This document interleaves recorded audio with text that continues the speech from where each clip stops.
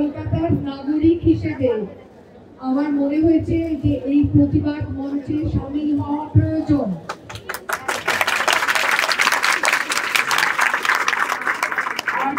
হাসপাতালে যে নৃশংস ধর্ষণ এবং হত্যার ঘটনা ঘটেছে তাতে আমরা সমস্ত নাগরিকরা প্রতিবাদ জানাতে এখানে এসেছি। ছাত্ররা যে দাবি করেছেন আমি তার সঙ্গে 100% সহমত। আমার সম্পূর্ণ সমর্থন জানাতে আজকে আমি এখানে এসেছি।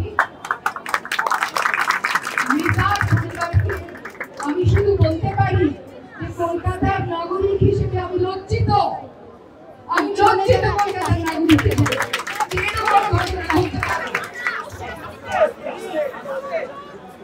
আমাদের সকলের দাবি, ছাত্রদের সঙ্গে আমারও দাবি, আর সমস্ত নাগরিকদের দাবি আমি ওখানে বসেছিলাম মনে করে আবার সামনে গেলে পাবো না। দ্রুত সম্ভব যুদ্ধকালীন তৎপরতায় ব্যবস্থা নিন যাতে সমস্ত মেয়েরা সুরক্ষিত অবস্থায় কাজ করতে পারে।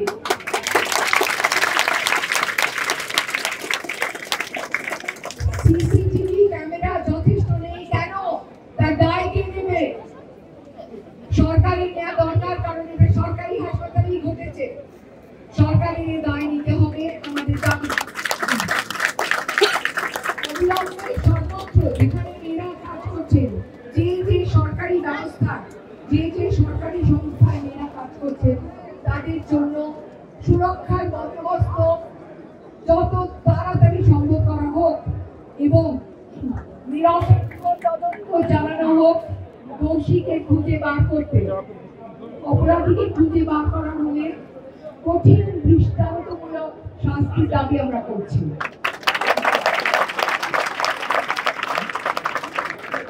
আমাদের কতগুলি প্রশ্ন আছে। এই সিভিক ভলান্টিয়াররা কারা? তাদের কেন ঢুকতে দেওয়া হচ্ছে?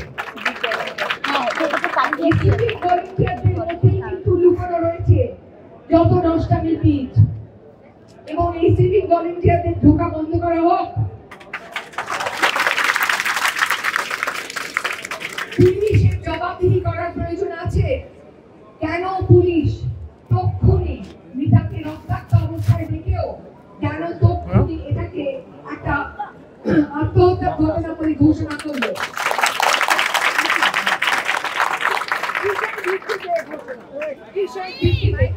কিসের ভিত্তিতে ঘোষণা? তক্ষুনি কেন মৃতার পরিবারে ফোন করে জানানো হলো যে সে আত্মহত্যা করেছে? কার নির্দেশে?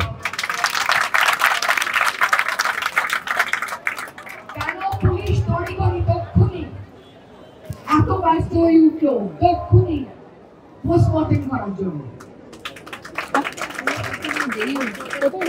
এই হাসপাতালে যেখানে এরকম ভয়ঙ্কর ঘটনা ঘটেছে সেইখানেই কেন পোস্টমর্টেমের ব্যবস্থা করতে পারা হবে?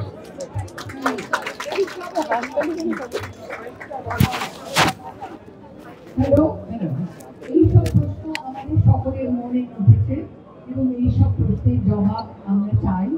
এই জবাব জানার অধিকার আমাদের আছে এবং আমাদের দাবি যে এই পুলিশের ভূমিকা নিয়ে এখানে তদন্ত হবে।